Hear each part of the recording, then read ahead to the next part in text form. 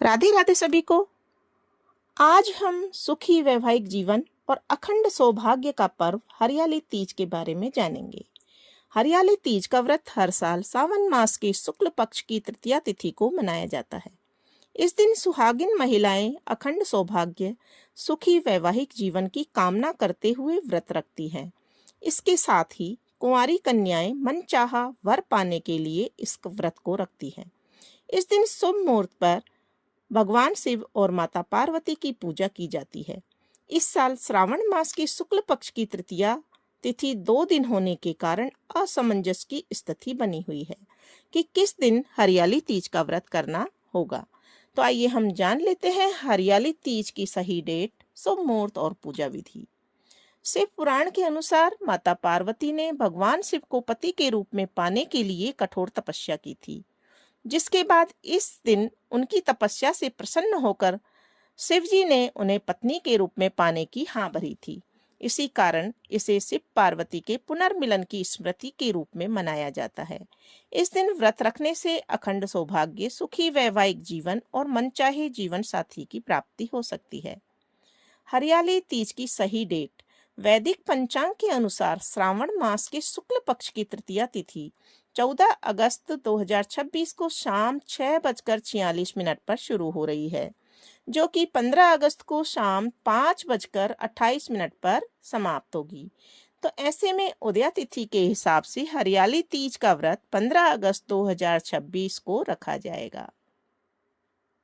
हरियाली तीज पर जो शुभ मुहूर्त है वो इस प्रकार से रहेंगे। ब्रह्म मुहूर्त सुबह 4:50 से लेकर 5:35 तक। अभिजीत मुहूर्त दोपहर 12:17 से 1:08 तक।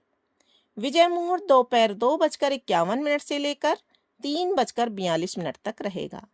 गोधूली मुहूर्त शाम 7:06 से लेकर 7:29 तक रहेगा और अमृतकाल रात 8:18 से लेकर 9:53 तक रहेगा। हरियाली तीज के चौघड़िया मुहूर्त भी हम जान लेते हैं।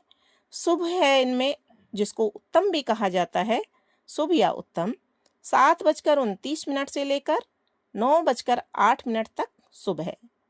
लाभ और उन्नति 2:04 से लेकर 3:43 तक दोपहर को, और अमृत जो कि सर्वोत्तम होता है 3:43 से लेकर 5:22 तक।